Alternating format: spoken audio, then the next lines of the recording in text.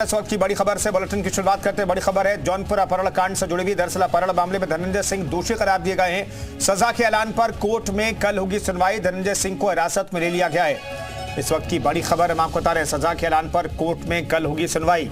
दोषी करार दिए जाने के बाद सजा पर कल बहस होगी।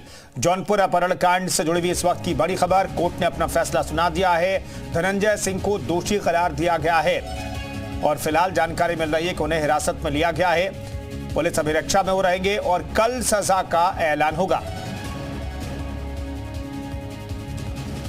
सांसद धनंजय सिंह और उनके संतोष विक्रम सिंह के ऊपर 10 मई 2020 को एक FIR दर्ज हुआ था थाना लाइन बाजार में।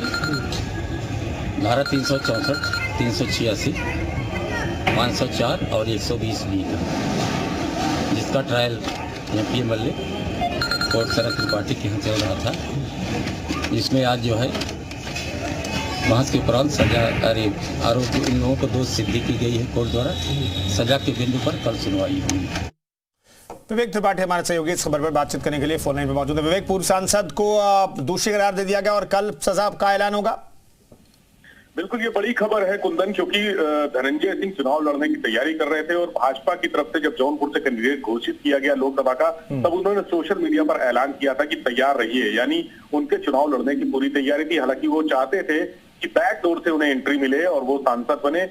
कोशिश ये कर रहे थे कि जो भाजपा के सहयोगी दल हैं, तो भाजपा या संजय निषाद की पार्टी, निषाद समाज पार्टी, उससे वो टिकट लेने की कोशिश कर रहे थे। सारे जो पार्टियों के मुखिया हैं उनसे बातचीत भी चल रही थी। लेकिन अब मामला पूरी तरह से बदल गया है। 2020 का ये मामला है। मई 2020 में लाइन बाजार जौनपुर का थाना है, वहां उनके खिलाफ FIR दर्ज कराई गई थी। अपहरण की, रंगदारी मांगने की, मारपीट करने की और जान माल की धमकी देने की, साजिश रचने की। ये नमामि गंगे के प्रोजेक्ट मैनेजर हैं अभिनव सिंघल, उनकी तरफ से FIR दर्ज कराई गई थी। उनका कहना था कि धनंजय सिंह अपने दुर्गों को मिट्टी और गिट्टी का ठेका देने के लिए दबाव डाल रहे थे। लगातार जो साइट पर काम कर रहे थे ठेकेदार, उनसे मिलकर वो दबाव डाल रहे थे और उनकी बात ना मानने पर उस ठेकेदारों को उठाकर किडनैप करके अपने घर ले गए और उनको मारा पीटा। इस मामले में FIR दर्ज करके धनंजय सिंह को गिरफ्तार किया था पुलिस ने।